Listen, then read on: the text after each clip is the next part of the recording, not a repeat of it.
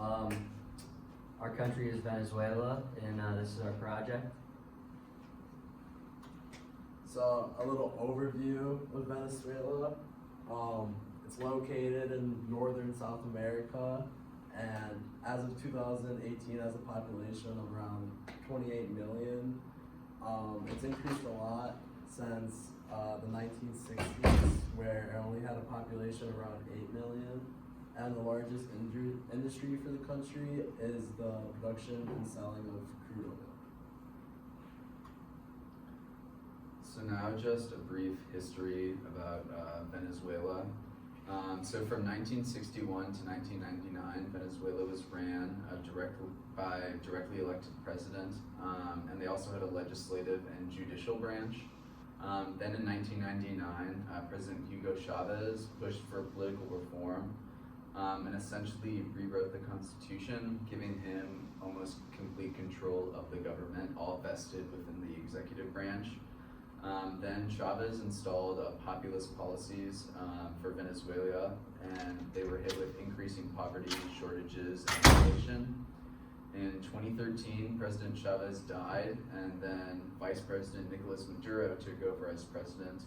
He essentially continued the same economic policies as the former president, and obviously the economy therefore kept declining.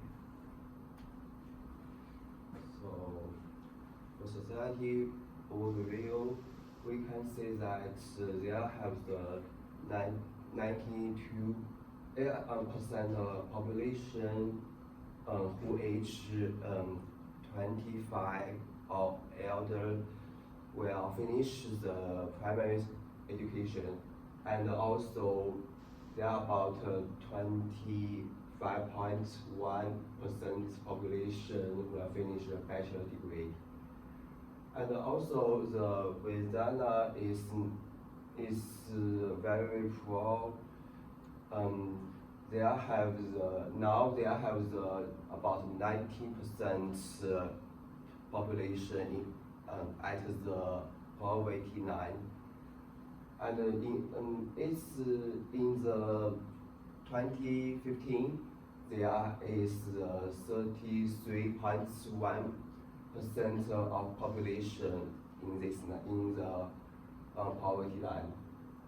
Cause the Venezuela is the oil. The Venezuela economy is dependent on the oil, so its country will not so poor, but the income is not unequal. All right, so the trade profile of Venezuela. Venezuela had a net barter in terms of trade at 154.1 during 1980, meaning their exports were greater than their imports. In 1990, they had a net barter of 89.6. They were importing more than they were exporting. And then in 2000, the value was an even 100, meaning their imports were equal to the amount that they exported. Venezuela is a large exporter of goods, but they also import more than they export. And so for as what they export, the total amount of export services was around $2 billion, and then the amount of merchandise exports was around $88 million. And the biggest category for them, for merchandise wise, is oil exporting, and the biggest category of export services is transportation. So next we're going to talk about the imports. So the amount of import services they have was $19 billion. Obviously that's a lot bigger than the amount of export that they do, which is $2 billion. And then the amount of merchandise imports they had was around $48 billion, again smaller than what they export. The biggest category for their merchandise imports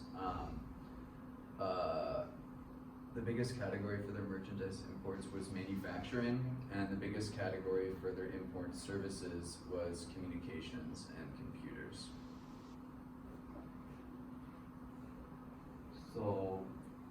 1995, the Venezuela will join the WTO, and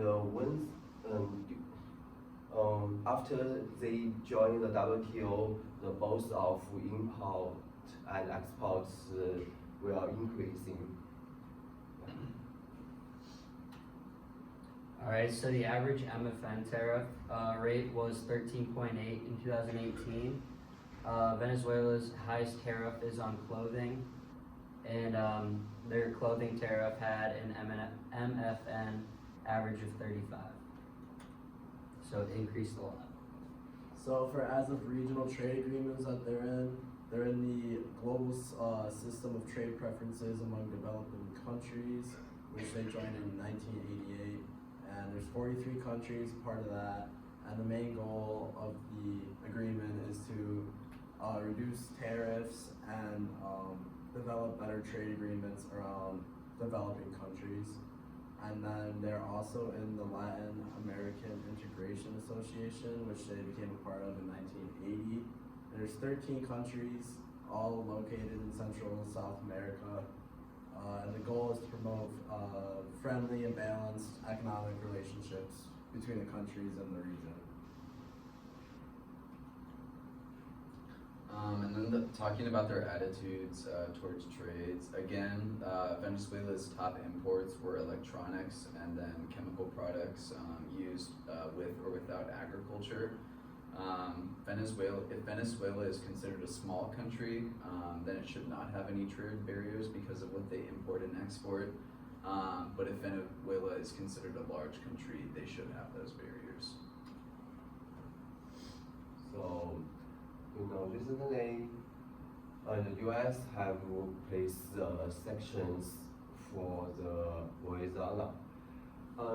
So the the U.S. is the biggest importer of the Venezuela's oil. In the Venezuela, oil is very important economy. So the sanctions cut off the supply of the foreign currency, and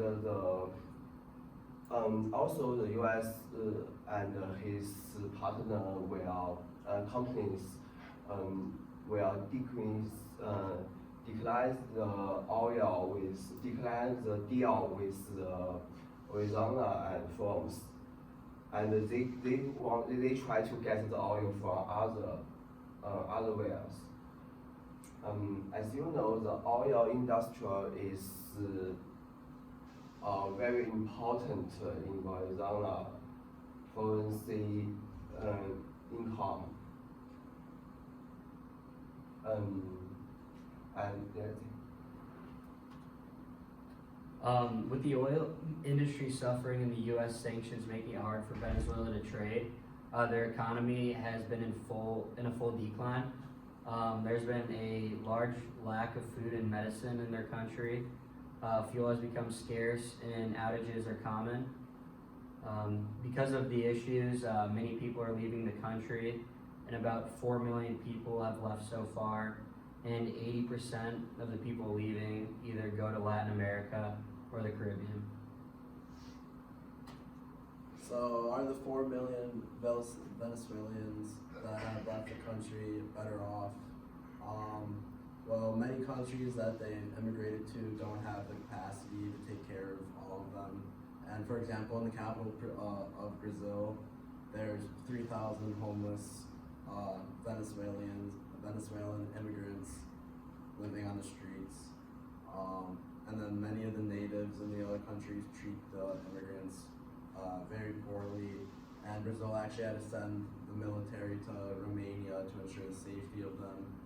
And the president of Brazil has blamed Venezuela's authoritarian government for the chaos in Venezuela and now its neighboring countries.